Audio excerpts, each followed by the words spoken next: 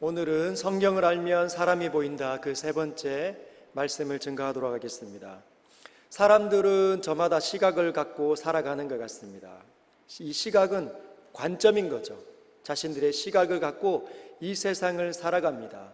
사람들은 어떻게 이 시각을 갖추면서 살아갈까요?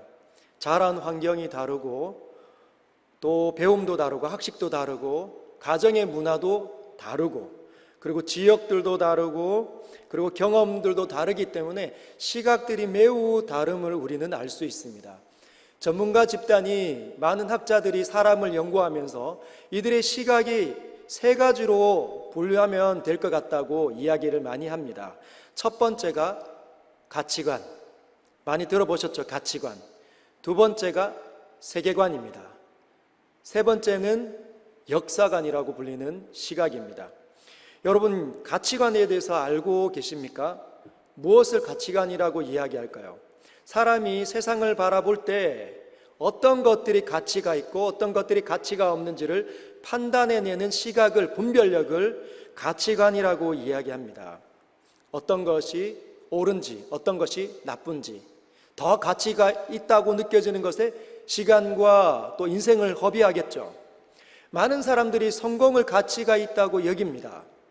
성공을 하기 위해서 최선을 다해서 다름잡질 하겠죠. 그런데 이 성공을 가치관으로 둔 가치 있다고 생각하는 사람들이 그 사람들의 삶을 들여다보면 더 세분화되어져 있는 가치관들을 볼 수 있습니다. 성공을 어떻게 하면 이룰 수 있느냐? 돈을 많이 가지면 성공했다고 생각하는 사람들은 돈을 벌기 위해서 애를 쓸 겁니다. 시간을 투자하고 많은 것들을 연구하겠죠. 그런데 이 성공이 인격이 수양되면, 훌륭한 도덕적인 성품을 가지고 있으면 성공한 것 같다. 그런 사람들은 인격 수양을 하기 위해서 많은 책들을 탐독을 할 것 같습니다. 근데 어떤 사람들은 그 성공이 돈과 인격 말고 많은 사람들을 데리고 있으면, 거닐고 있으면, 인맥이 많으면 나는 진짜 성공한 삶인 것 같다라고 생각하는 사람들은 관계를 넓히기 위해서 시간을 들일 겁니다. 근데 이렇게 성공 말고 다른 것에 가치관을 둔 사람들이 있습니다. 지식이 훨씬 더 가치가 있지. 인생은 지식을 많이 알아야 돼. 그래서 어떤 사람들은 이 지식을 인격적인 수양을 위해서 많은 책들을 연구합니다. 철학적인 책들을 읽고 묵상하고 또 배우고 하겠죠. 근데 어떤 사람들은 인격 말고, 윤리와 도덕 말고 과학적인 그 지식, 기술적인 지식이 훨씬 더 가치가 있다. 그래서 그것들을 배우기 위해서 대학을 가고 학원을 다니는 사람들이 있습니다. 인격과 인품, 과학적인 어떤 지식이나 기술적인 지식 말고 요리 지식이 요즘에는 가치가 있다고 생각하는 사람들은 열심히 TV를 보고 또 인터넷과 유튜브를 통해서 요리를 많이 연구를 합니다. 그리고 가족들에게 맛있는 음식을 나누어 주려고 합니다. 사람들은 저마다 어떤 가치를 두느냐에 따라서 삶의 방식들이 달라지고 추구하는 방식도 달라집니다. 두 번째 세계관은 뭘까요? 세계관. 여러분, 세계는 자신의 넘어 있는 모든 것들이 세계입니다. 문 열고 나가면 세상이 단번에 펼쳐지는 것이죠. 그 세상을 이해하려고 드는 관점이 바로 그 시각이 세계관입니다. 이 세상이 물질로 이루어져 있다.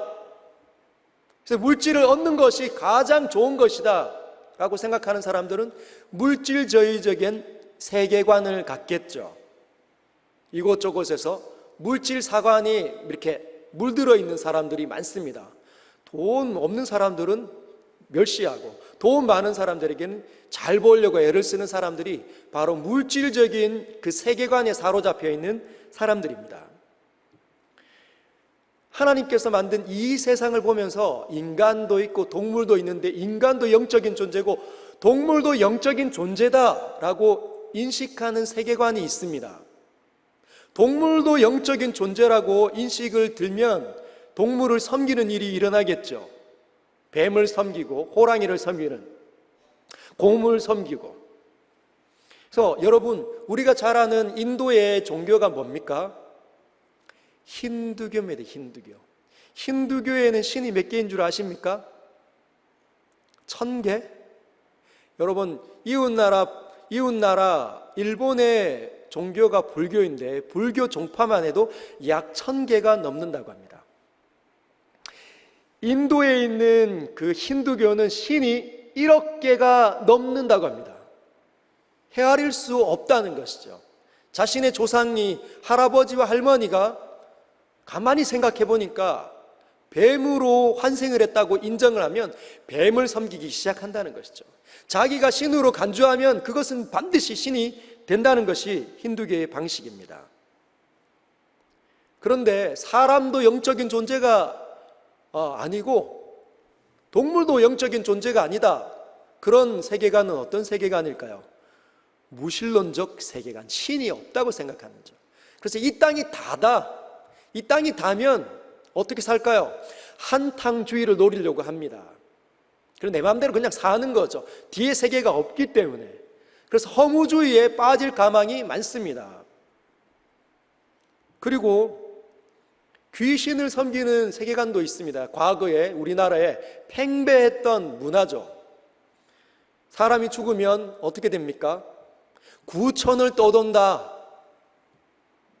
그래서 그 조상을 잘 대접하는 것이 바른 것이다 라고 생각했던 것이 우리 앞세대 전에, 훨씬 더 앞세대 전에 유교의 세계관이었습니다. 그러면 역사관은 무엇일까요? 역사관.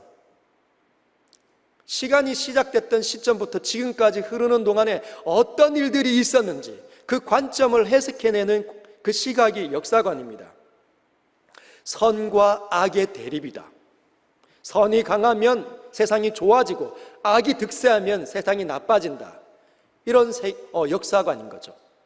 또는 이 시간이 우연히 만들어졌다 라고 생각하는 세계관이 있고, 만들어졌는데 진화를 거듭해서 지금까지 해왔다고 생각하는 역사관이 있습니다. 역사를 해석하는 것. 여러분, 사람들은 저마다 관점이, 시각이 있습니다. 왜냐하면 우리는 그런 세계관 속에 사는 사람들과 함께 관계를 맺으면서 살고 있기 때문에 영향을 받을 수밖에 없습니다. 자란 환경이 다르고 배움도 다르고 가족의 문화도 다르기 때문에. 그러면 이 세계관과 역사관과 가치관, 이 시각이 어떠냐에 따라서 그 사람의 인생이 다르게 펼쳐질 수 있고 전개될 수 있음을 우리는 알아야 합니다. 누구를 만나고 있느냐에 따라서 어떤 삶을 살게 될 수도 있다는 것이죠. 여러분의 삶의 주변에는 어떤 사람들이 많습니까? 어떤 가치관, 어떤 세계관, 어떤 역사관에 치우쳐 있는 사람들이 많습니까? 혹시 여러분들은 어떤 세계관이, 어떤 가치관에 물들어 있습니까? TV를 많이 보고 책을 많이 보고, 그리고 여러분들이 선생님을 좋아하고 선생님으로부터 많은 영향을 받았으면 받을 만큼 세상의 세계관에 휩쓸려 다닐 가망이 꽤 많습니다. 자식들을 시집장가 보낼 때 어떻게 해야 할까요? 어떤 사람을 만나야 할까요? 돈 많은 사람, 잘난 사람, 이렇게 하면은 좀 약간 그런 사람 안 만나야 되겠다 이런 생각이 들죠. 그런데 재력도 조금 있고 똑똑하고 총명하고 바르고 그런 사람을 만나야지. 그러면 돈이 많은 사람, 학식이 많은 사람은 똑같습니다. 자녀들을 시집장가 보낼 때 내가 하고 있는 행동이 과연 성경적인 가치관과 세계관과 역사관에 의해서 내 행동이 나타나는지 여러분 살펴보실 수 있어야 합니다. 이 땅에는 수많은 시각의 사람들이 저마다 목소리를 높입니다. 그렇게 사는 게 아니야. 그렇게 살면 끝장나는 거지. 교회는 지금 이 코로나 시기에 교회를 왜 가나? 수많은 세계관에 입각한 사람들이, 영향을 받은 사람들이 소리를 높입니다. 그런 세계관 속에 사는 사람들 틈바구니 속에 살아계신 하나님께서 역사하셔서 사람들을 선택하십니다. 이렇게 건드리시는 것이죠. 그리고 그들을 찾아내서 다시 하나님 앞으로 끌어오기 시작합니다. 그리고 눈을 열기 시작합니다. 빛들을 쏘아대기 시작하고 생명을 주시기 시작합니다. 그것이 거듭나는 것이고, 그것이 은혜 받는 것이고, 그것이 구원을 받는 것입니다. 예수 믿는 일인 것이죠. 그런 사람은 눈이 띄어지면 하나님의 나라가 있었네, 다시 알게 됩니다. 하나님이 계셨구나. 그리고 그 하나님께서는 자신의 모든 세계관들, 가치관들을 그 사람들에게 전달합니다. 사람들을 보내시고 가르치시고 성경 공부를 하게 하시고 기도하게 함을 통하여서 하나님께서 주시는 모든 세계관들을 가르치십니다. 그래서 그래서 이렇게 되었구나, 깨달음이 오는 거죠. 시각이 열립니다. 그걸 가리켜 성경적인 가치관, 성경적인 세계관, 성경적인 역사관이라고 부릅니다. 여러분, 우리는 지난 2주 동안 하나님께서 만드신 세상과 그 속에 주어진 사람들의 모습, 인간에 대한 시각을 갖추고 있습니다. 여러분, 지난주의 시간 기억납니까? 누구 한번 물어볼까요? 제 방으로 한번 이렇게 찍어서 손잡고 가서 한번 물어볼까요? 여러분, 막 쏟아져 나와야 성경적인 가치관과 세계관으로 무장한 사람입니다. 근데 전혀 생각이 나지 않는다? 말 같아. 그 뭐예요? 세계관이 아직 흐르고 있지 않다는 거예요. 그러면 어떤 세계관이 나를 이끌어 갈까요? 과거에 있었던, 선배로 배웠던, 부모님으로 배웠던 이 대구 경북에 있는 그 문화 속에서 주는 그 세계관과 힘 때문에 끌려다닐 수 있습니다. 이 세계는 누가 지배하고 있어요? 공중의 권세 잡은 자, 우리를 흔들고 있죠. 여러분, 한번 되새김질 해보시길 부탁드립니다. 하나님께서 이 세상을 어떻게 창조하셨습니까? 자신의 아름답게, 자신의 아름다움을 담도록 창조해내셨습니다. 균형과 조화와 질서가 온 세상에 가득해지게. 여러분, 무지개를 한번 보십시오. 무지개를 보면서 화가 치밀어 오는 사람 있습니까? 맑은 날씨를 보면서 하늘의 파란 하늘과 흰 구름과 초록색의 이 산들을 보면서, 꽃들을, 들판을 보면서 막 미움이 부릴 듯 일어나는 사람이 있을까요? 없습니다. 하나님께서 탄성을 지른 것처럼 하나님을 닮게 창조된 모든 인간들은 똑같이 탄성을 지릅니다. 행복해지기 시작하는 거죠. 그것이 인간의 하나님의 형상을 담도록 창조된 본질입니다. 우리는 하나님의 형상으로 창조된 사람입니다. 할렐루야. 옆 사람을 하나님의 형상으로 봐주는 시각이 우리에게 갖추기를 부탁드립니다. 여러분, 인간은 얼마나 탁월한지 옷을 만들어 지어서 입습니다. 저는 가끔씩 옷을 입을 때마다 깜짝깜짝 놀랍니다. 이야, 정말 너무 놀랍지 않습니까? 어떻게 이런 옷감을 만들었을까요? 이런 색감을 만들었을까요? 이렇게 치밀하게. 요즘에는 물도 들어가지 않는 방수, 공기만 빠질 수 있도록 통풍이 잘 되는 그런 놀라운 옷들을 인간이 지어낸다는 것이죠. 별로 안 들리시네요. 엄청납니다. 여러분, 제 손에 들고 있는 이 휴대폰 터치하면 화면이 열리죠. 이렇게 하면 막 보입니다. 과거에는 이게 영상인지 사진인지 잘 분간이 안 됐던, 우리는 그런 휴대폰을 들고서도 굉장히 좋아했잖아요. 근데 지금은요, 놀랍습니다. 영상으로 사람과 사람 사이에 대화가 일어나고 있습니다. 20년 전에 이런 일 기대할 수 있었을까요? 인간은 하나님을 정말 빛나게 담도록 창조된 하나님의 특별한 존재임이 틀림이 없습니다.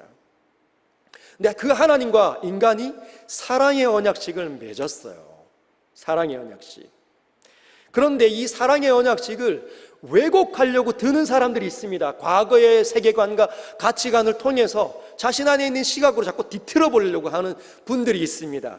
여러분, 잘 들어보십시오. 너 내 지위를 넘보지 마라. 인간에게 주님이 너 나의 지위를 넘보면 큰일 난다. 네가 나의 지위를 넘보지 않으면 나도 너를 죽이지 않을게. 내가 좋은 거 줄게. 어떻습니까? 맞는 것 같습니까? 틀리는 것 같습니까? 맞는 것 같기도 하고 아닌 것 같기도 하고, 물으니까 아닌 것 같죠? 뭐가 잘못되었을까요? 이 방식은 기브 앤 테이크, 거래 방식입니다.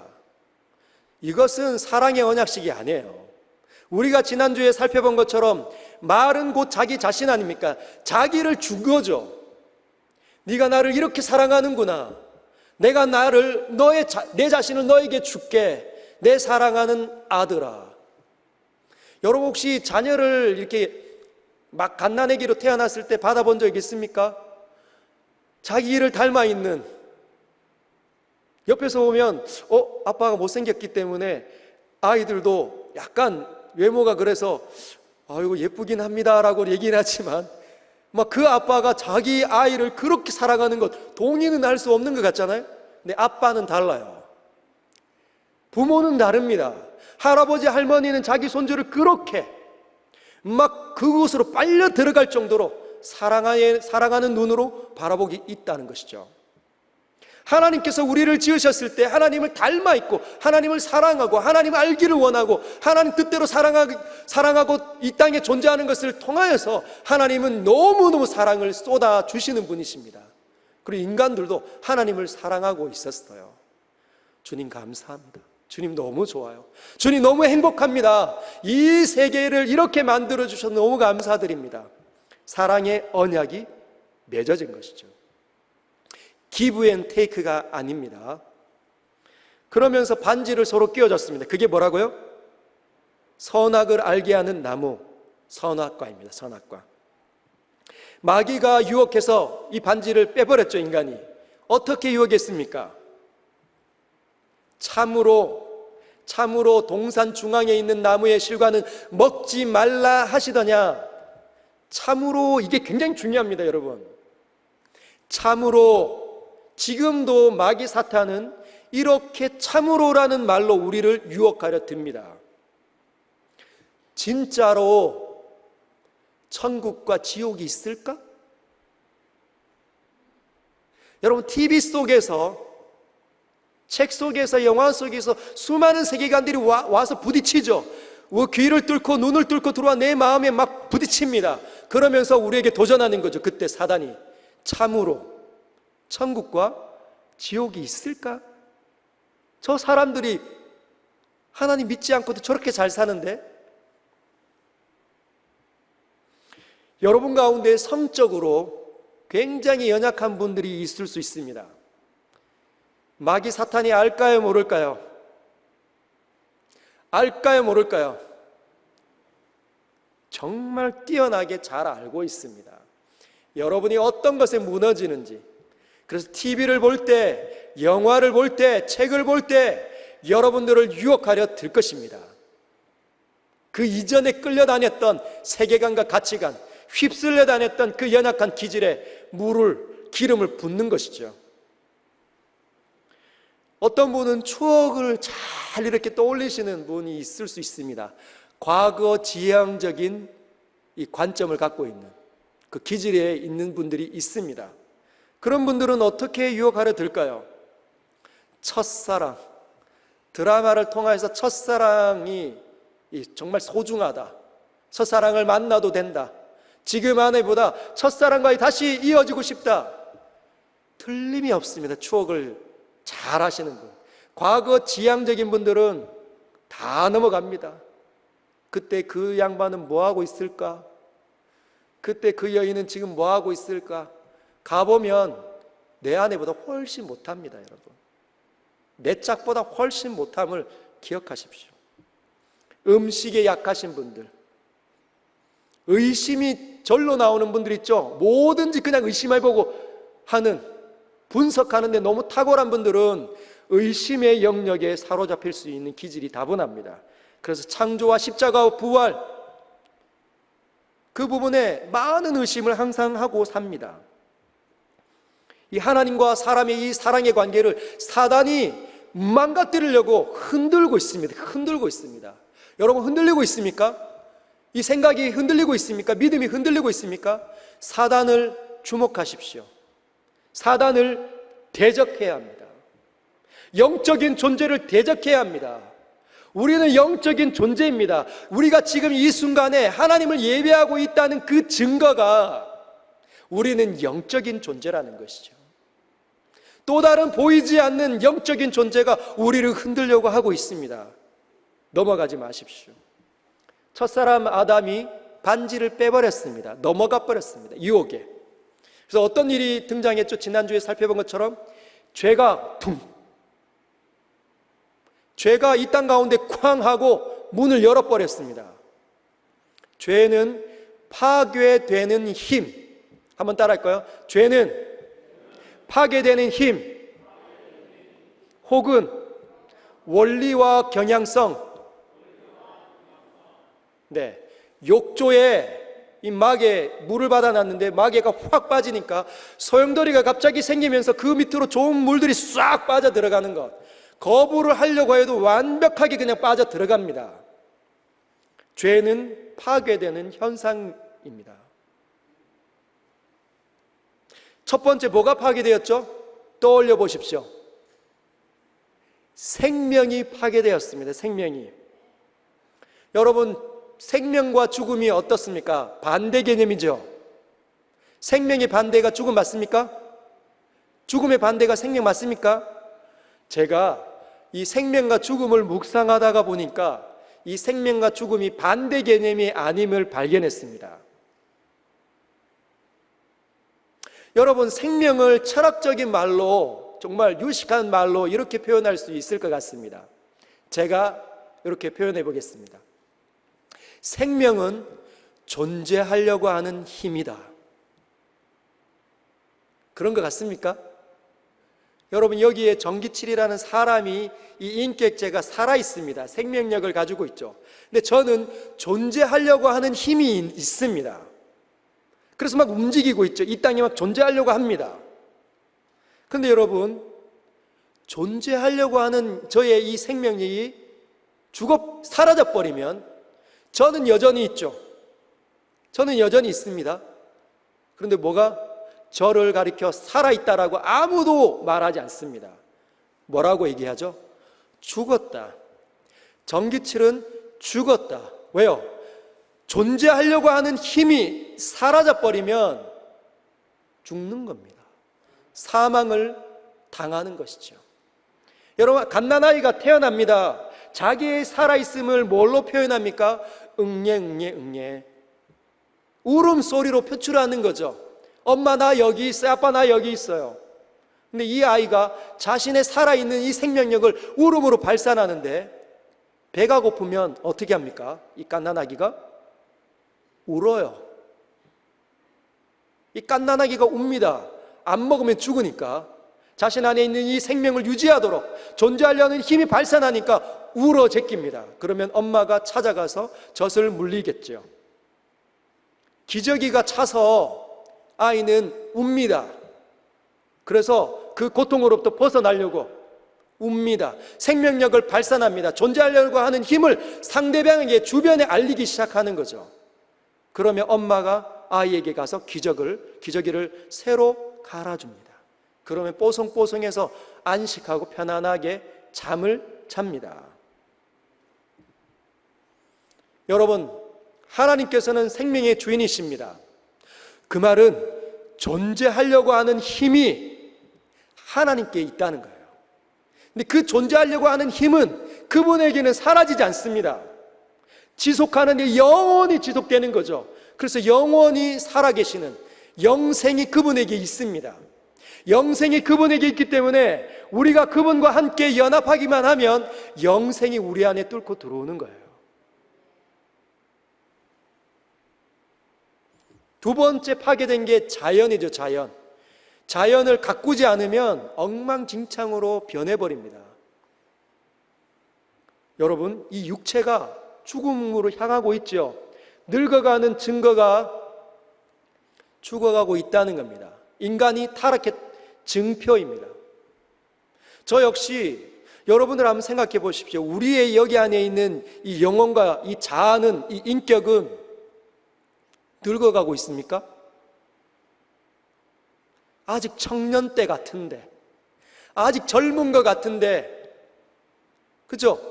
어느 날부터 계단 올라가기가 어려운 것 같아요. 계단 내려오는데 무릎이 시큰하게 합니다. 저도 벌써 눈이 침침하기 시작하고 머리가 희끗하게 변해가고 있습니다. 아직까지 청년 같은데, 청춘 같은데 막 다름질하고 싶은데 달리면 이제 우리 아이들보다 더 달리지 못합니다. 그런 한계가 많은, 점점 이 생기가 시들고 있는 육체를 가지고 있는 우리가 망가져 있는 이 자연의 세계 속에 살면 병에 걸리는 것이 어쩌면은 자명한 이치일 수 있습니다. 두려워하지 마십시오. 모든 사람들에게 일어나는 현상입니다. 인간이 타락했기 때문에 일어나는 현상에 나 역시 영향을 받고 살아갈 수밖에 없습니다. 오늘은 감기, 내일은 다른 병이 나에게 찾아올 수 있다는 것이죠. 그냥 단순히 머리만 빠지는 것이 아니라. 세 번째 망가진 건 무엇일까요? 부부관계가 파괴가 되었습니다. 이 죄가 들어오니 아담과 하와가 서로 정말 사랑했는데 서로 질타하고 탓하는 모습을 보았습니다. 하나님께서 주신 저 여자가, 그렇게 사랑하는 그 아내를 가리켜 하나님께서 주신 저 여자가, 여러분, 하나님께서는 삼위일체 하나님이십니다. 맞습니까? 하나님께서는 성부와 성자와 성령으로, 그런데 이 세 하나님이 세 분인데 한 하나님이에요. 그런 말이 어디 있습니까? 이 땅에는 아무것도 하나님이 삼위로 계신 부분을 설명해낼 수 있는 비유가 없습니다. 왜냐하면 그분은 영으로 존재하시기 때문에. 우리는 육체로 존재하잖아요. 물질로 존재하기 때문에 그 부분을 이해할 수가 없습니다. 그러나 유일하게 삼위일체 하나님을 이해해낼 수 있고 발견해낼 수 있는 곳이 있는데 그곳이 바로 가정입니다. 가정. 여러분, 남자와 아내가, 남자와 여성이 그 부모를 떠나 서로 사랑함을 통해 가정이 돼서 한 몸이 되잖아요. 근데 이 가정을 이루기 전에 한 남자는 완벽한 인격체, 독립체, 성인입니다. 여성 역시 완벽한, 독립적으로 완벽한 개체요 성인입니다.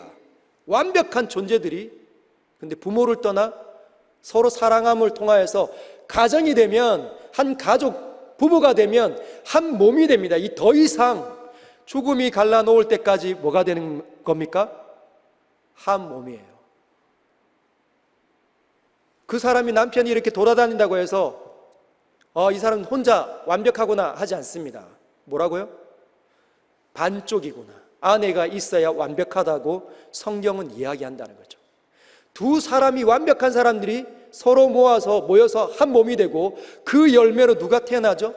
자녀들이 태어납니다. 그 자녀들은 엄마와 아빠가 사랑하는 것을 통하여서 그 부모를 너무너무 좋아하고 행복해합니다. 그 가정이 연합이 되는 거죠. 근데 이 연합이 죄로 말미암아 깨뜨려져 버렸습니다.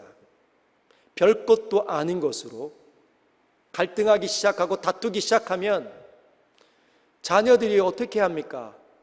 너무 슬퍼하는 거죠. 그 집을 뛰쳐나가고 싶어 한다고 합니다. 우리 모두가 다 겪으셨죠? 나는 우리 엄마처럼 안 살아야지. 나는 우리 아빠 같은 사람이 절대로 안 될 거야. 망가져 있는 모습들이 세상의 곳곳에서 도처에서 넘쳐나고 있다는 것이죠.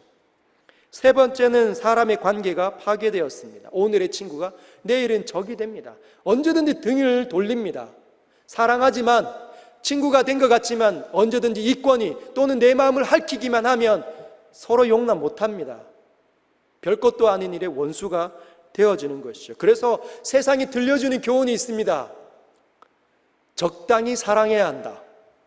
적당히 사람에게 다가가야 한다. 마음을 적당하게 좋아야 해. 안 그러면 상처받아. 백로야, 까마귀 가는 곳에 가지 마라. 이렇게 이야기하면 세상이 주는 이 세계관과 가치관에 끌려가는 겁니다. 이런 말들은 관계를 좋게 하지 않습니다. 우리가 갈등하고 있을 때 전화 걸어서 친구에게 또는 내가 아는 지인에게 전화하면 그 사람들이 성경적인 지식이나 성경적인 가치관이 아니라면 뭘 도대체 우리에게, 내 자신에게 알려줄까요? 세상의 가치관, 세상의 세계관을 통하여서 받았던 자신의 문화와 습관을 들려줄 겁니다. 남편 이렇게 붙잡아야 돼. 남편 첫날 밤에 남편을 이렇게 사로잡아야 돼. 결국은 안 됩니다. 그런 방식으로는. 그런 세계관으로는 가정을 살려낼 수가 없습니다. 예수 믿는 남자와 예수 믿는 아내가 연합해서 정말 삼위이신 하나님 서로 연합하고 서로 아끼고 서로 사랑하는 그 삼위 하나님을 위대하게 보일 수 있는 곳이 믿음의 가정이어야만 하는데도 불구하고 절대로 보일 수 없는 것이지요. 세계관에, 세상의 세계관이 휩쓸려 다니면 절대로 그런 일은 일어나지 않습니다. 이것이 인간의 범죄와 타락으로 인해서 그 소용돌이 치면서 그 밑으로 쑥 빨려 들어가는 파괴가 일어난 현장들입니다. 균형과 조화와 질서로 하나님께서 탄성을 지를 만큼 아름다웠던 그 세계가 창조 이전의 상태로 흑암과 공허, 그것보다 훨씬 더 못한 무질서와 파괴된 상태로 만든 것이 인간의 범죄라는 것이죠. 그 속에 살아가는 사람들은 전부 카오스된 상태입니다. 누구 말을 따라야 되는지, 이때는 이게 맞는 것 같은데 저 때는 맞는 것 같지 않으니까 혼란스럽습니다. 그게 카오스 상태라는 거죠. 엉켜있는 상태. 균형과 조화와 질서는 하나님의 영역이기 때문에 생각이 엉켜있는 사람들에게 하나님께서 찾아오시면 풀리기 시작합니다. 실타래가 풀리는 거죠. 그때 참된 지혜가 일어납니다. 어떤 분이 이렇게 이야기합니다. 목사님, 그래도 좀 아쉽습니다. 아담이 타락했는데, 아담이 범죄했는데 왜 우리가, 제가 만약에 아담으로 창조되어졌으면 저는 안 따먹었습니다. 여러분 혹시 그렇게 생각해 보신 적 있습니까? 아담이 바보 같은 사람, 이 하와 이 바보 같은, 나는 안 따먹을 건데. 하나님께서는 그렇게 말하는 저와 여러분들에게 뭐라고 답을 주실까요? 로마서 3장 23절, 오늘 우리가 읽었던 그 본문은 이렇게 이야기합니다. 모든 사람이 죄를 범하였으며 하나님의 영광에 이르지 못하더니. 아담과 하와가 죄를 범하였으며 이렇게 이야기하지 않고 뭐라고요?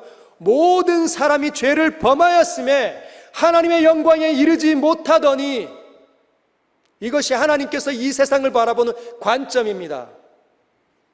다를 거라 생각하는 너도 똑같다. 너는 다를 것 같지? 나는 절대 속지 않는단다. 네가 쉽게 말을 지키지 않고 어긴 것, 그것이 수도 없이 너의 인생 가운데 드러난 것 나 다 알고 있어. 여러분, 우리는 똑같은 자들입니다. 별수가 없습니다. 그것이 바로 우리가 아담이 되지 않은 이유입니다.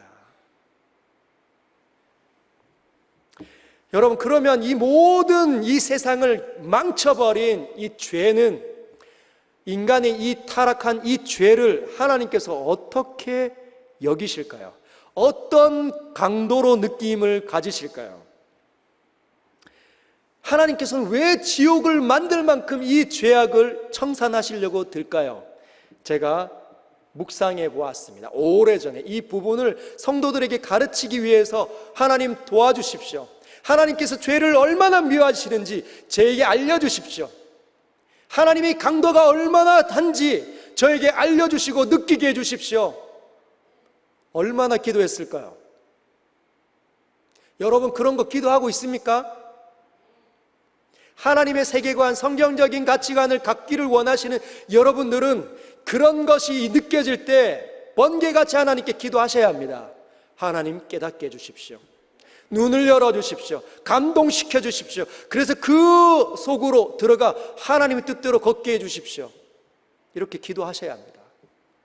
제가 기도하며 묵상을 얼마나 했을까요? 꽤 오랜 시간이 흘렀는데 여전히 하나님 도와주십시오. 아침에 새벽에 기도하고 문을 열고 나가는데 하나님께서 통찰을 주셨습니다. 지금처럼 5, 6월 되는 시기였던 것 같습니다. 근데 그날 바람이 너무 많이 부는 날이었어요. 근데 제가 이렇게 거리를 걷는데 갑자기 하늘에서 뭔가가 툭 떨어지는 거예요. 이 거리를 걸으면 가로수들이 있잖아요. 뭔가 툭 떨어집니다.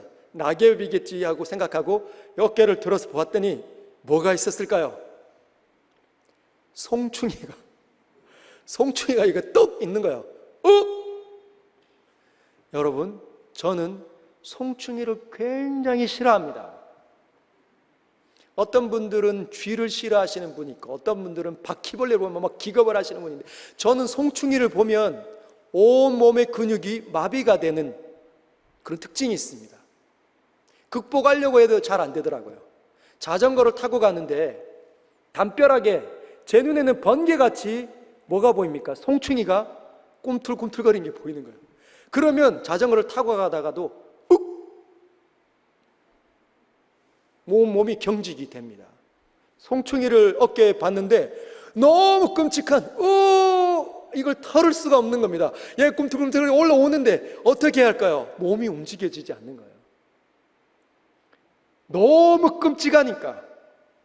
여러분 강도를 만났을 때 사람들이 강도야 이렇게 외쳐야 되는데 너무 무섭고 끔찍하니까 입이 안 열리는 거예요. 소리가 호랑이 굴에 들어가면 정신만 바짝 차리면 나올 수 있지만 정신이 안 차려지는 거죠. 경직이 되니까 다리가 천근만근입니다. 걸을 수가 없는 거예요. 응그적. 제가 송충이를 보았을 때 바로 그랬습니다. 너무 끔찍하고 혐오스럽고 메스껍고 싫어서 몸서리치는 겁니다. 여러분, 하나님께서 죄를 바라보실 때 제가 송충이를 바라보는 것보다 훨씬 더 메스껍고 혐오스럽고 끔찍스럽게 여기는 것 알고 계십니까? 지옥을 만들 만큼 하나님의 영원한 아들을 우리의 희생 제물로 줄 만큼 죄를 그렇게 미워하신다는 것이죠. 시편 103편 12절에 바로 하나님의 이 강도가 나타나고 있습니다. 하나님의 느낌이 동이 서에서 먼 것 같이 우리 죄가를 우리에게서 멀리 옮기셨으며 하나님이 얼마나 싫었으면 하나님과 관계를 맺을 때 우리의 죄를 멀리 던집니다. 얼마나 동이 서에서 먼 것처럼 너 저기로 가 그럼 나는 저쪽으로 갈게. 끊임없이 서로 반대로 가면 만날 수 있습니까? 없습니까? 없습니다. 하나님께서 저기 계시면 죄는 저 끝에 있는 거죠. 왜냐하면 하나님 그렇게 죄를 싫어하십니다. 죄를 혐오스러워하십니다. 죄를 끔찍하게 여기시는 분이시라는 것이죠. 그러면 이제 죄의 크기와 무게를 한번 다뤄보려고 합니다. 우리가 저질렀던 모든 사람이 죄를 범하였음에 하나님의 영광에 이르지 못했던 그 죄의 크기가 얼마나인지 얼마나 무거운지 여러분에게 있는 이 죄의 크기와 무게가 얼마나 무거운지 한번 설명해 보려고 합니다. 이 죄를 다루기 위해서 인간 세상에서 죄를 어떻게 다루고 있는지 살펴보겠습니다. 왜냐하면 인간이 하나님을 닮아 있기 때문에. 자, 첫 번째는 죄의 크기에 따라 형벌이 다릅니다. 죄가 얼마나 크냐, 얼마나 무겁냐에 따라서 주어지는 형벌이 다르다는 거예요. 속도 위반과 음주운전은 어떻습니까? 여러분, 속도 속도 위반과 음주운전은 어느 게 더 죄가 크고 무겁습니까? 네, 음주운전입니다. 속도 위반은 그냥 벌금 3만 원에서 10만 원 정도 받으면 끝이 나지만 음주운전은 다른 사람의 생명을 해칠 수 있기 때문에 구속이 될 수도 있습니다. 그러면 이 음주운전과 사기, 강도, 살인사건을 저지른 죄와는 어떻게 취급할까요? 다르죠. 그래서 죄가 크면 클수록, 무거우면 무거울수록 죄의 이 형량도 다릅니다. 10년, 20년, 30년 혹은 무기징역. 기한이 없다는 것이 무기징역입니다. 기한이 끝이 없도록 형벌을 주고 싶다. 흉악범들에게 있는 거죠. 두 번째, 인간 세상의 죄를 다루는 방식은 대상이 누구냐에 따라 다르고 나라가 어떠냐에 따라 죄가 가해지는 형벌이 또 다릅니다. 예를 들면 지금 이 시기에 진시 황제가 살았다고 해봅시다. 무소불위의 권력을 휘둘렀던 진시 황제가 살아있으니까 지금 이 시기에 지금처럼 머리에 빨간 띠를 띠고 북 하나 들고 촛불 하나 들고 진시황은 물러가라, 독재가 웬 말이냐 하면 어떻게 될까요? 삼족이 끝이 납니다. 아버지의 세대가 죽고 우리의 세대가 죽고 자녀들의 세대가 죽습니다. 누구에게 죄를 지었냐에 따라, 어느 나라에서 죄를 지었냐에 따라 또 다릅니다. 여러분, 북한에서 죄를 지으면 어떻게 될까요? 이 땅에서는 죄가 아닌데 그 땅에서는 죄가 될 수 있습니다. K-드라마 보면, K-팝 노래 들으면 잡혀갑니다. 그런데 그런 시시한 죄 말고도 최고 지도자에게 죄를 범하면 어떻게 될까요? 순식간에 잡혀서 탄광으로 끌려가든지 아니면 형장의 이슬로 사라져버릴 가망이 많습니다. 여러분 잘 기억하십시오. 죄의 크기와 무게에 따라 형량이 달라지고 나라나 대상에 따라 죄가 형벌이 달라지는 것. 여기에서 한 가지 인간 이해의 팁, 우리가 인간을 알기 위해서 지금 배우고 있는 거니까, 여러분, 인간은 재판하는 동물들입니다. 재판하는 하나님의 피조물입니다. 여러분, 지혜를 가지고 있는 유일한 피조물이 사람이잖아요.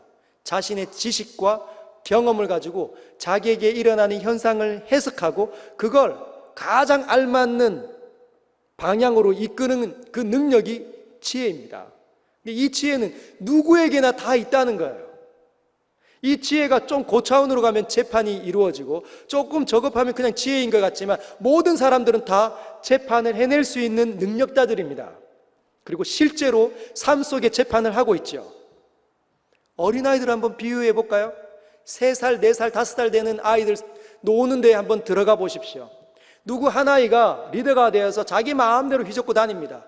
그러면 그 모습을 본 못마땅한 아이가 이렇게 이야기하죠. 야, 왜 니만 하는데? 나도 하자. 뭐라고 얘기한 거죠? 네가 하는 것 잘못된 거다. 공평하게 나누어야 돼. 재판을 합니다. 이게 지혜예요. 모든 사람들은 하나님의 형상으로 창조되어졌기 때문에 이 세상을 분별하고 이끌도록 창조되어졌습니다.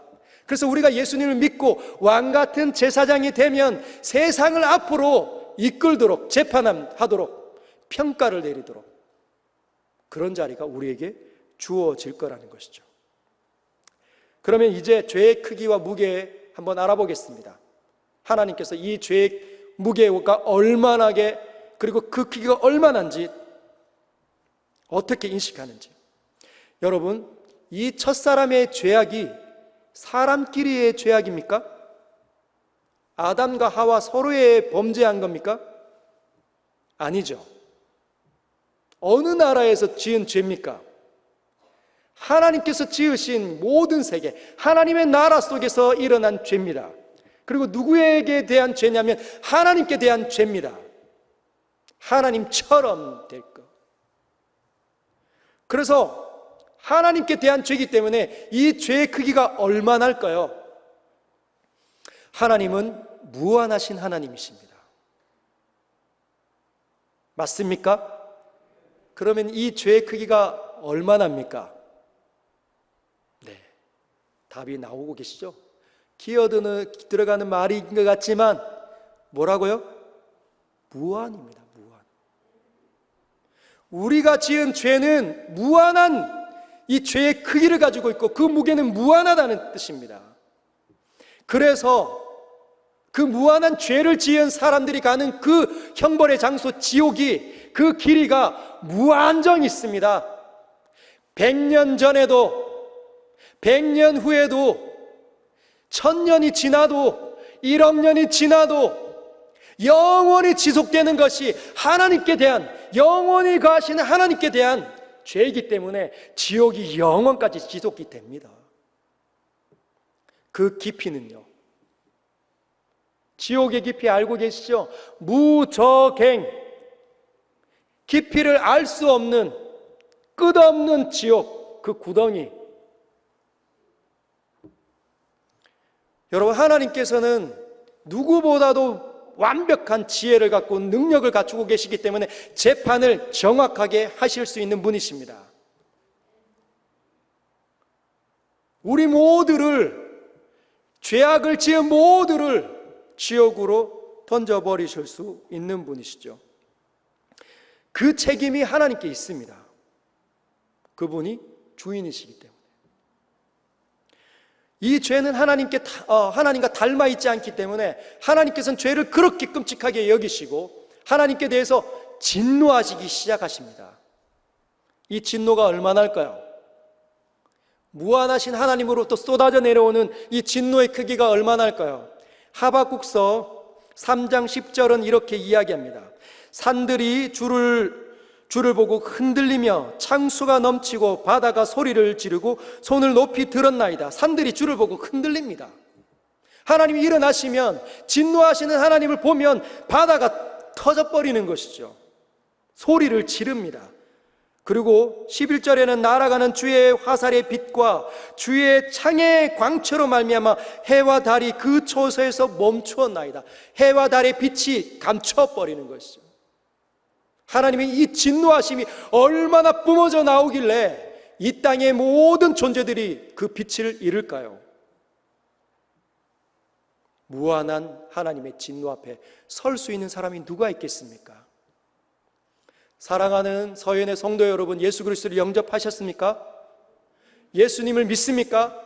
그러면 예수님을 믿는다 말하는 여러분과 저에게서 예수님을 싹 제거하고 예수님을 제거한 채 우리가 하나님 앞에 서게 되면 어떤 일을 겪게 될 것 같습니까? 여러분 상상해 보셨습니까? 예수 없이 하나님 앞에 선다는 것.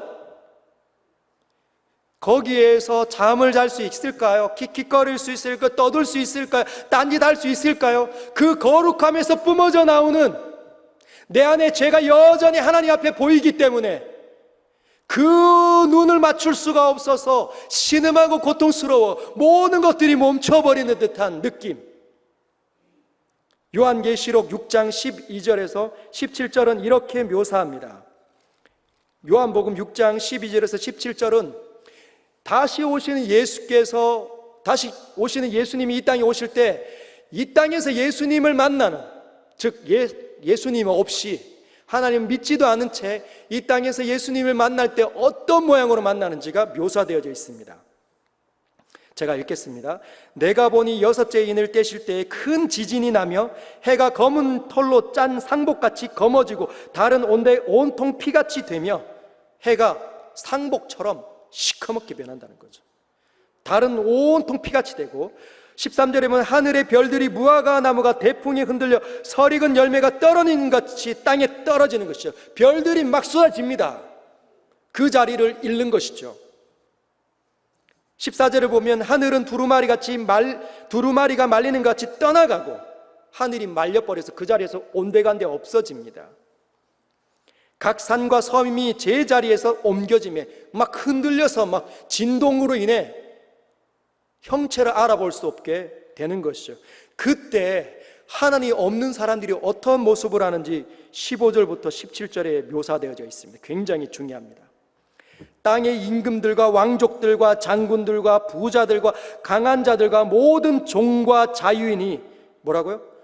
신분 고아를 막론하고 하나님 없는 모든 사람들이 굴과 산들의 바위 틈에 숨어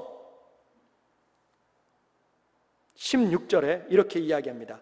산들과 바위에게 말하되 우리 위에 떨어져 보호자에 앉으신 이의 얼굴에서와 그 어린 양의 진노에서 우리를 가리라. 주님이 다시 오셨는데 그동안 자기의 세계관과 가치관을 통해 자기가 원하는 일을 마음껏 하고 살다가 주님 번쩍이면서 임재하셨을 때 쳐다볼 수 없다는 거죠. 그래서 산들과 바위들에게 우리 위에 떨어져 우리를 그냥 압사시켜라. 너무너무 무서워서 보호자에 앉으신 이의 얼굴과 눈을 마주칠 수가 없고 어린 양의 그 눈을 볼 수가 없다는 것입니다. 마지막 17절은 뭐라고 얘기합니까? 그들의 진노의 큰 날이 이르렀으니 누가 능히 서리요 하더라. 하나님의 이 진노가, 여러분, 우리가 예수 없이 하나님의 전에 설 수 없습니다.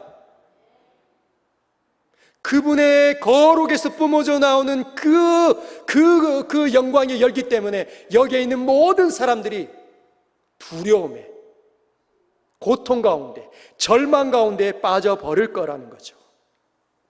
이것이 인간이 처한 절망의 모습들입니다.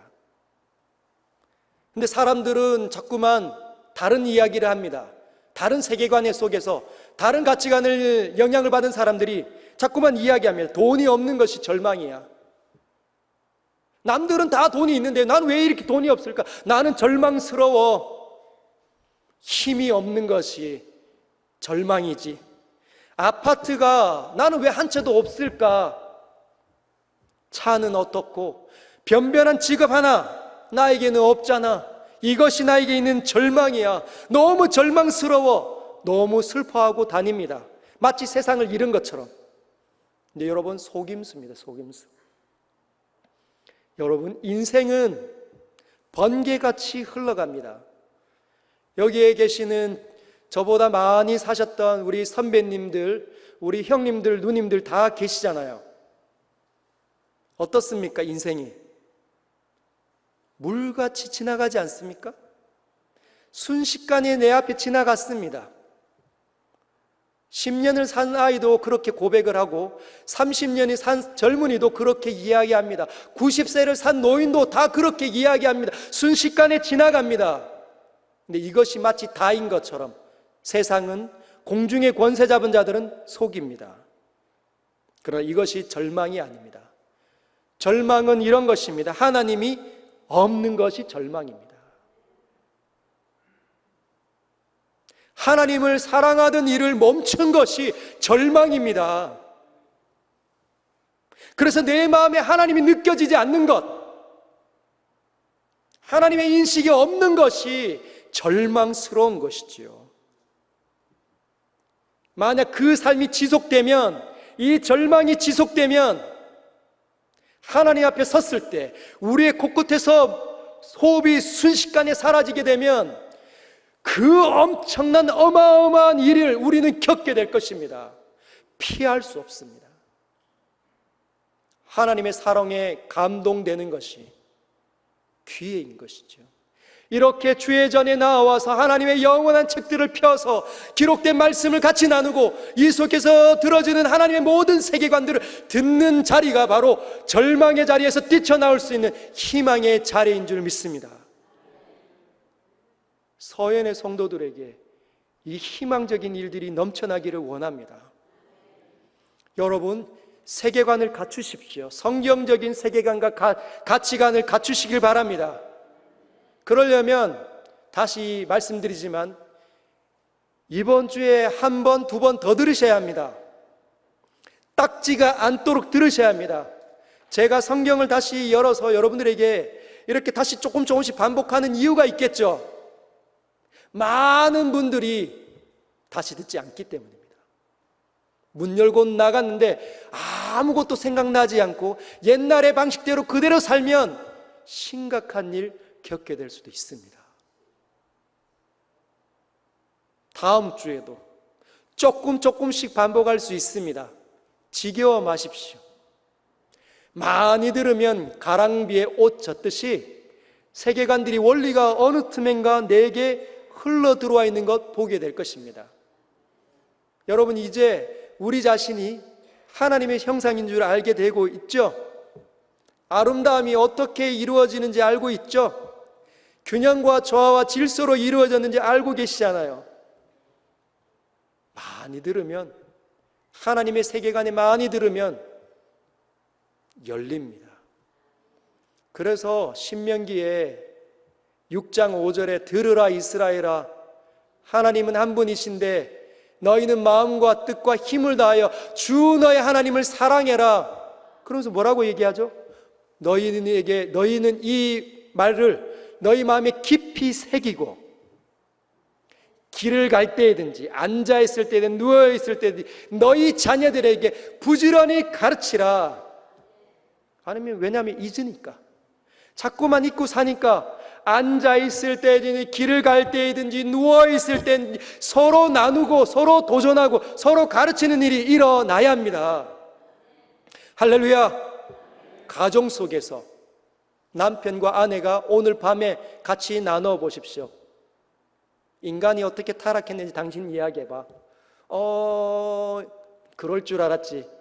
그러면서 여러분들이 열어주십시오. 아이들 눈높이에 맞춰서 여러분들이 열어주셔야 합니다. 그래야 다음 세대가 살아납니다. 기도하겠습니다.